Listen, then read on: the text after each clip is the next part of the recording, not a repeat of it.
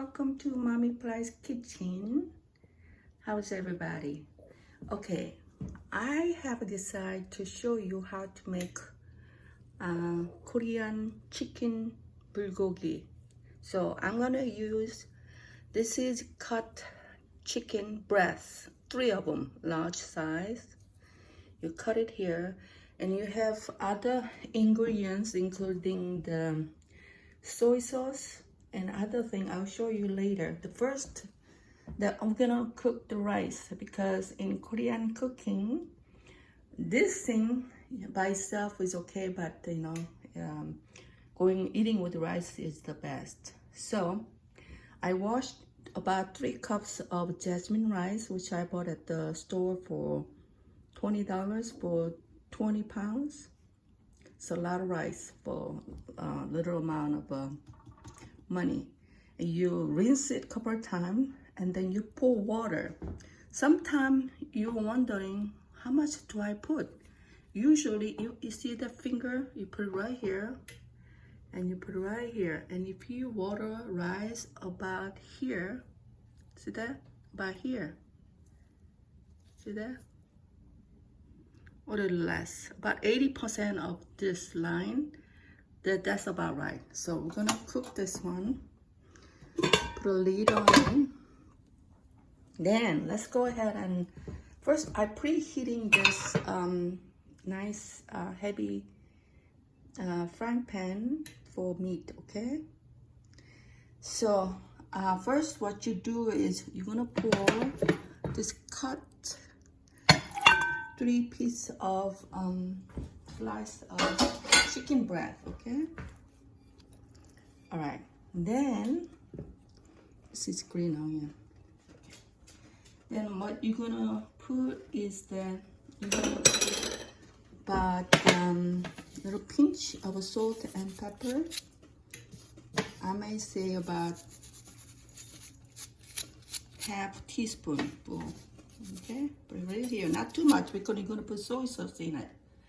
Then you're gonna add soy sauce. So this is the ratio will be about I may say 3 large breaths. So I'm gonna put 1 tablespoon, 2 tablespoons, 3, 4, 5, 6. So I'm putting about half cups of soy sauce. Later, you can always add a little more. You don't want to be too salty from the beginning. So I put 2 pinch full of pepper, black pepper, and salt.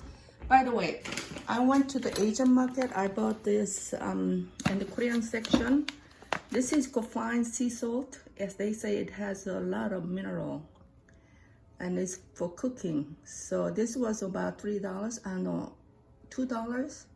That's salt and $2. So I thought myself, why not use this for seasoning? Okay. So now you put half cup of soy sauce and maybe half teaspoonful of salt and pepper, black pepper. And next step is that I'm gonna go ahead and put little seasoning called sogogi dashida. You buy at the Korean section and Asian market for about $5 for this much. And this one goes a long way. And so I'm gonna put about half teaspoonful. It's half teaspoonful. It's not a lot, okay? Half teaspoonful.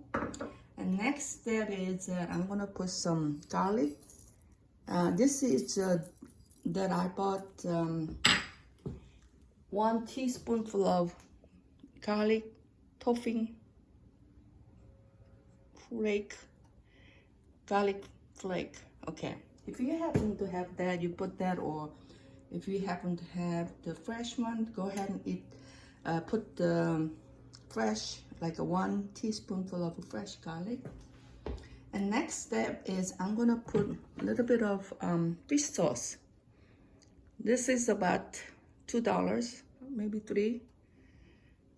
This brand is made from Korean company. Okay, so I'm gonna put a little bit of that, maybe 1 tablespoonful of that fish sauce. So I'm gonna put about 1 tablespoonful, okay? Maybe 1.5, okay. The next step will be, I'm gonna pour some honey. You can put the brown sugar or honey. So I'm gonna put about 1.5 tablespoon full of honey, okay? Maybe 2 tablespoonful of sugar or 1.5 tablespoonful of honey, because you want it to taste a little sweeter, okay? Okay, next one, I'll go ahead and put this sesame oil and sesame seed. So 1 tablespoonful of sesame seed and sesame oil. In Korean cooking, especially meat, you need use sesame oil for the Korean cooking flavor, okay? And I sliced 1 onion, yellow or whatever onion, what color. If you have a purple, fine, put in there. And so I think another one is this one. I found this, look at that, beautiful green onion. And I'm gonna use about half of this, okay? And which makes about 1 cup of green onion. Put right here. Okay, so far so good, right? So we add all the seasoning. So what you do is, with your hand, you mix well, okay? So always remember, you can add more salt or soy sauce later than putting too much in it, okay? If you put too much of, for example, seasoning, for example, salt, you can add more onion, or you can add something like this, which is cabbage. I happen to buy at their store this spring cabbage. This one. You can put, if you go to Asian market, if you find other kind of cabbage, just fine. You're gonna add that, okay? So I think it's about right here, okay? Mix this well. I can smell the sesame oil and the sweet flavor of the honey coming in here nicely, okay? Okay, let me go ahead and get rid of this glove. And then we're gonna start cooking. First, this pan was heating up. I'm gonna put a little high setting. And I'm gonna put a little butter, make sure it's nice and hot. Yeah, put a little butter here. Okay. Okay, now next step is I'm gonna go ahead and this mixture of the meat with vegetables.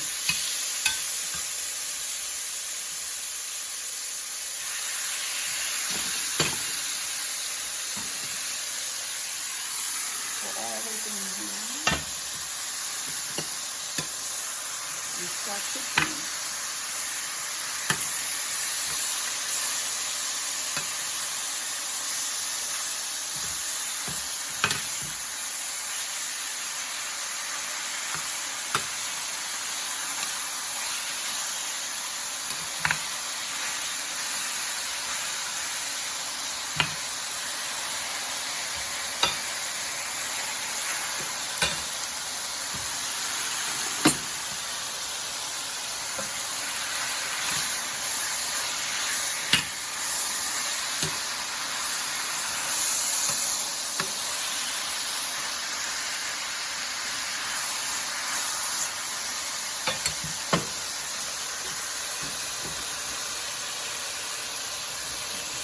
I'm more used to using chopstick for cooking, so I'm gonna use chopstick. The smells. Can you smell? I can smell. Ah, nice. Don't you love to hear the sizzling sound of cooking? Yeah, very good. I think we need a little more heat here. Yeah, you want to use higher setting of heat cooking this meat, okay? Without burning it. So you try to invest some money on the nice frying pan, okay? Which helps a lot. Okay, you see it's cooking nicely. So, and as it is about half cooked this way, what I would do is it needs a little moisture. So by giving moisture in it, I mean, you can keep cooking without vegetable, but since I happen to have this spring cabbage, add a little more cabbage to the dish, okay? You don't have to, but it's very good. You put a little more cabbage to it. Okay. Gives you extra fiber. And a little more sweeter taste, add more sweeter taste to the meat without using too much of sugar. Okay. And since you need a little more and you cook together until it's all well cooked. Yes, and a quick stir.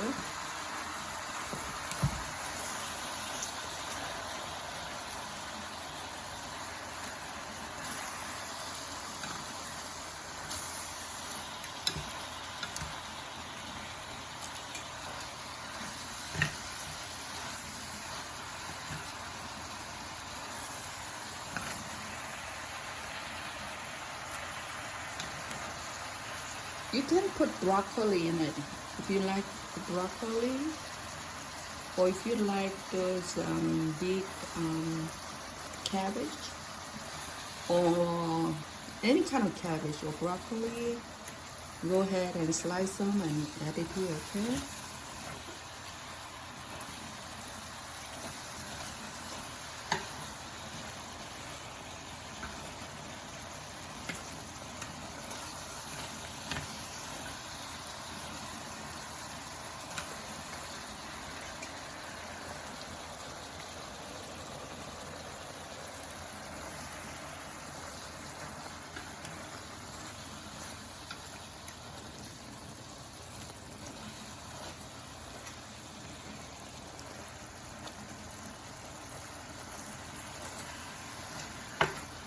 What do you think? That looks good. See, it's almost done. If I had cut in the meat a little finer, maybe I could have had a shortened cooking time. So remember, next time you can cut a little finer than this one, okay?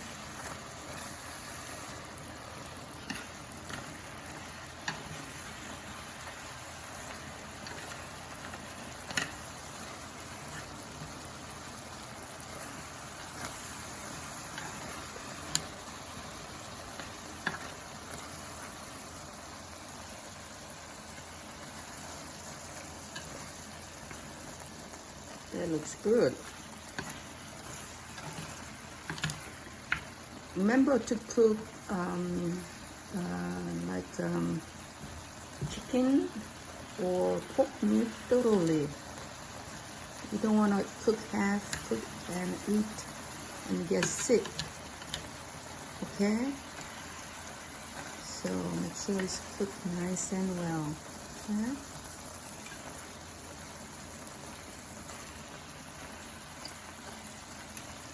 As you can see, the vegetable is kind of disappearing into it. So that's why I have at least 3 cups of more vegetable. You add more. And yeah, it's like you're eating salad with chicken. See that? A little more, okay? And keep cooking.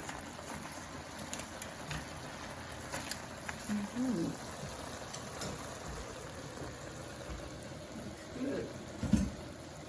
Okay. I'll show you my way of fixing this problem of meat getting. This is Korean way. In Korea, when you go to a Korean restaurant, they'll bring scissors to you. They'll cook, if you order bulgogi at the table, they'll come and cook for you, and also they'll use scissors to cut it a little finer. So don't be offended if they come in with scissors and cooking at your table, because this is how we cook. Okay? Different culture, different way of cooking. As long as it's a nice, clean, and tastes good, why not? Enjoy. See that? Yeah. See? Okay. Actually, this chicken breast, I used 2 chicken breasts to make curry. Japanese style curry, which I'm gonna, post it probably before this one, or after, maybe after this one. I made it, and then, if you go to Kroger or local market, sometimes, you buy like 6 pieces or 5 pieces for less than $10. More you buy, you save a little money. So I happened to buy an extra. So this was leftover from me making the curry rice curry. So I got to think, I don't want it to go to bad. So I come to idea of, why not make this dish and show you guys how to make it. You don't want to throw away good meat or good food, since we can use it to make dishes and share with everybody. And yeah, so Mommy Playa has a lot of way of showing you guys how to cook, since we have to eat every day, right? So I thought to myself, maybe you can learn here and there and use it. And not only for yourself, maybe for your friend. Invite your friend over. Or, feed your children instead of some parents go to McDonald's every day because it's so easy and cheap. No, you can cook this one and achieve it as McDonald's. See that? Yes. Probably hold this thing. Yes, you have to invest on some seasoning in the beginning, but after that, you buy meat and use the seasoning that you have. It doesn't cost you less than probably $15. This vegetable, I have a plenty. I can show you to make like a miso soup next day with the leftover vegetables. See that? So my question here is, I don't know exactly the ratio of this meat versus the seasoning. I use this just amount, so I can always add more of soy sauce also. So I'm gonna go ahead. I think it's been cooking almost 20 minutes now. So I'm gonna go ahead and see whether it has enough salt, or do I need to add a little more salt in it, okay? So I'm gonna pour some in here and taste it. Okay? I shall taste it. I shall taste.